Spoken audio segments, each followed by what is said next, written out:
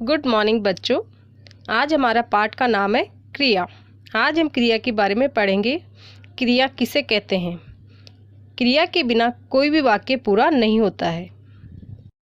बच्चों, आपकी स्क्रीन पर एक चित्र दिखाई दे रहा है। इस चित्र को ध्यान से देखिए। इस चित्र में बहुत सारे जीव जंतु हैं जो सभी अलग अलग कार्य कर रहे हैं। जैसे इस पे एक अनुच्छेद हम पढ़ते हैं। एक दिन मैं चंपक वन गई। वहाँ पेड़ पर बंदर उछल कूद रहे थे। मोर नाच रहा था। गिलहरी पेड़ पर ऊपर नीचे चढ़ उतर रही थी। बतख तालाब में तैर रही थी। हाथी झूमता हुआ नाच रहा था। हिरण दौड़ रहा था। खरगोश गाजर खा रहा था। पास ही लोमड़ी घूम रही थी। शेर ऊंचे टीले से सबको देख रहा था। बच्चों, वाक्यों में रंगीन शब्दों से काम करने या होने का पता चलता है। इन्हीं शब्दों को क्रिया कहते हैं।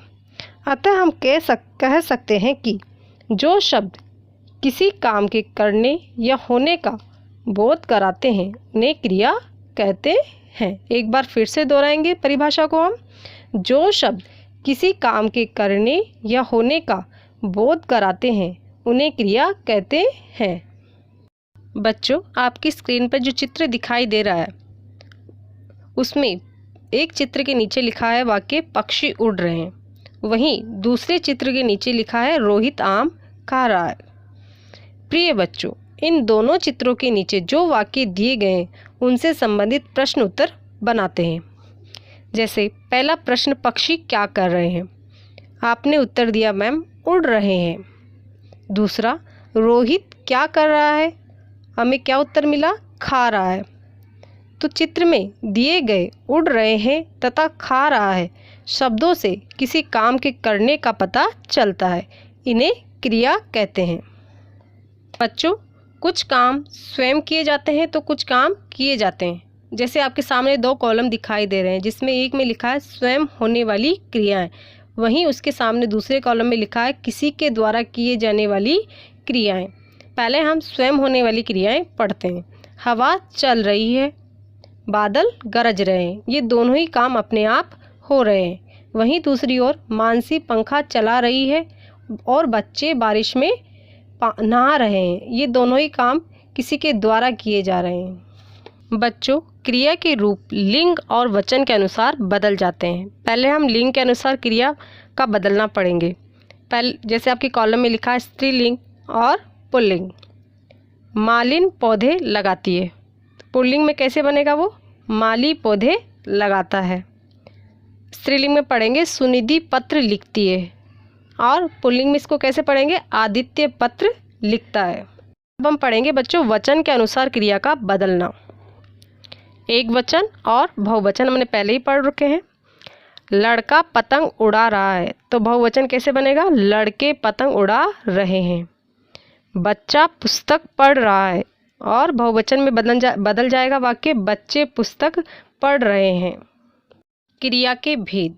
क्रिया के दो भेद होते हैं, सकर्मक क्रिया और अकर्मक क्रिया। बच्चों, क्रिया को हम और अधिक उदाहरण से समझते हैं। जैसे चिड़िया दाना चुग रही है। खरगोश गाजर खा रहा है। तितली फूलों का रस पी रही है। कनिका नाच रही है। पायल सो रही है। मोहित बैठा है। हाथी चिंगाड़ता है। शिखा हंस पड़ी। माली पौधों को पानी डाल रहा है। मनीष पतंग उड़ा रहा है। दुकानदार आइसक्रीम बेच रहा है। बच्चों ने गुब्बारे खरीदे। माली सींच रहा है। बच्चा सो रहा है। लड़की पत्र लिख रही है। बच्चा खेल रहा है। सूर्योदय हो रहा है।